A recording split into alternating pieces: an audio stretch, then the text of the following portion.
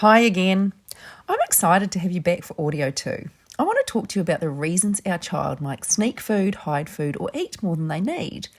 To answer this, we need to understand why kids eat anything in the first place. There are 3 reasons. The first is for physical satisfaction. They're hungry, tired, or have the desire to eat because their body needs nutrition and they want, most probably unconsciously, to satisfy that need. The second reason is for emotional satisfaction. Children sometimes eat purely to feel happy or calm or feel a sense of social connection to those around them. Hearing that kids eat for emotional reasons might make your heart sink. You might think, I'm an emotional eater and I sure as eggs don't want my kid to be one. We'll look at why emotional eating is often feared in a moment, but emotional eating in its pure sense is an important and healthy aspect of eating. Think about how your child enjoys eating as part of social celebrations or family gatherings. This kind of social eating is a healthy, emotionally satisfying activity. Before talking about the third reason kids eat, I want to talk briefly about binge eating, the aspect of emotional eating that makes us fear it.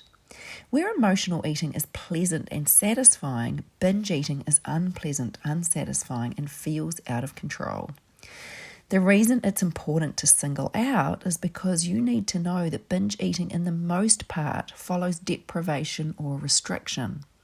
If a child has limited access to a food group, perhaps we've placed limits on it or food scarcity exists, that child may find themselves sneaking, hiding, and ultimately binging on that food when it becomes available to them. So take a moment to think about your child. Do they sometimes eat to soothe their feelings or to simply enjoy a social situation? Or have they experienced limits or deprivation that is triggering a binge eating response? Are they sneaking food because they are not allowed as much as they would like and they don't know when it might be available again? If your child is sneaking or eating without any enjoyment or feeling shame about what they're eating, that is binge eating. But please don't worry. As I said, we're going to get this sorted for you. The third reason is agency satisfaction. What does agency satisfaction even mean? It means children eat to exert control or agency over their lives. Eating is one of the few things parents cannot make their children do or not do, barring the use of force or manipulation or coercion. If a child is not getting enough agency over the food they eat or in their day-to-day lives, they will use eating as a means of gaining control over their world. How can you tell if this is the case with your child? Does your child get to choose what they eat and how much goes in their mouth without judgment or perceived control? Or are there rules in your home about how much of what is acceptable? Perhaps your child gets rewarded or praised for eating certain foods and discouraged from eating others. If you are experiencing power struggles with your child around food and in other areas, they are likely to be feeling a lack of agency satisfaction over what they eat. If that's happening in your house, please keep listening. In the next audio, I'll be talking about how to get the tools to quickly give your child all the agency satisfaction they need.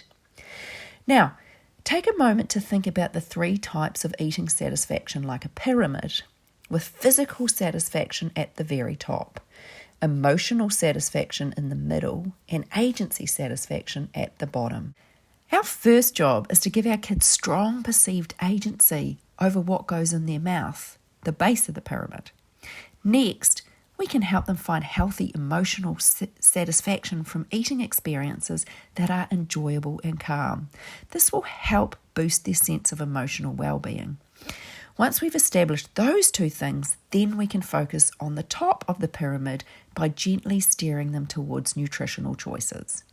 If we shoot straight for the top of the pyramid and set out to teach our child about nutrition before their agency and emotional needs are met, our efforts are likely to erode our child's body confidence, not boost it.